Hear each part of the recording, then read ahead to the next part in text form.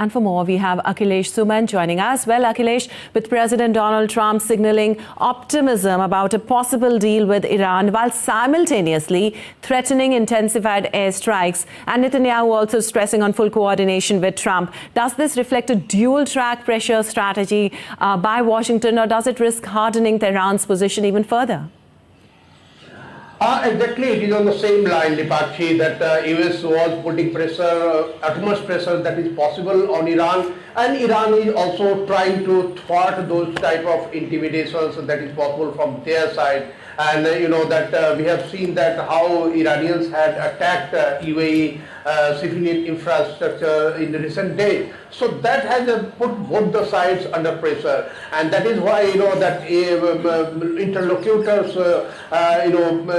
also raised their activities. And now what we are hearing that there is a one-page negotiation paper that has been sent from USA to Iranians through the interlocutors, and that one page ostensibly includes removal of all types of blockade, either from Iranian side or from American side. That means that Iranians will restore the earlier pre-February 28 situation of a state of Hormuz, and US will also remove all its blockade in Gulf of Oman and also in the Arabian Sea. This also includes ostensibly that US will remove sanctions on Iran step by step.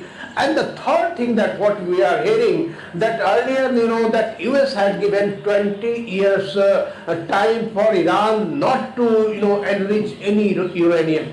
That means for 20 years Iran would not. But now Americans have come up to 15 years. But now it will be interesting to see that whether Iranians will agree to this, because what we were hearing that against that 20 years proposal by America earlier, Iranians were saying that it will adhere to 5 years no nuclear enrichment activity at all. But now we were expecting that somehow midway will come. So whether the Iranians are agreeing on new 15 years proposal, non-enrichment proposal by America, that is a question that everyone is trying to find out.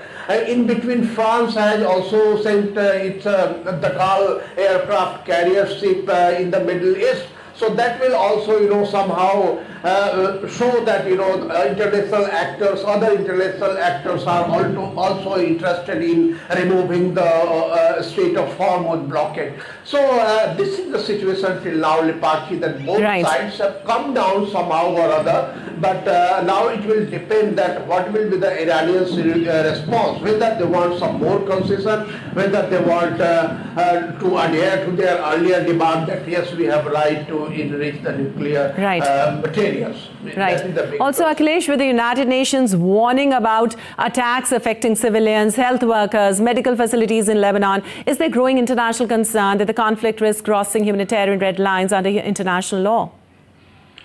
Yes, every country has its own concern, including India, that there should be no civilian infrastructure should not be attacked by any party in Lebanon also, because Hezbollah is a different thing, but the civilians are a different thing. Civilians have the right to live in peace. If Israel has a confrontative situation with against Hezbollah, so utmost care should be taken from all the parties that civilian infrastructure and civilian life should not be disturbed. So that is the situation that every country in the world adhere to. Now both Hezbollah and Israelis have to come forward to restore a situation when civilians are not attacked.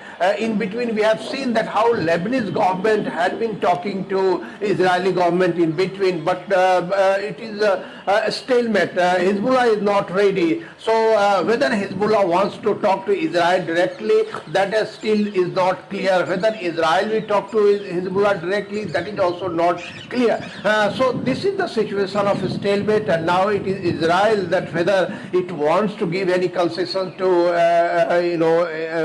Hezbollah Hezbollah or not in this point of time. Hezbollah also has to commit something that it will not attack against Israeli in any situation. There should be no provocation from any side. But given that Israel wants to create a buffer zone, that is also controversial. So we have to see all these factors, whether it is working and whether it will also be part of negotiation between US and Iran or not.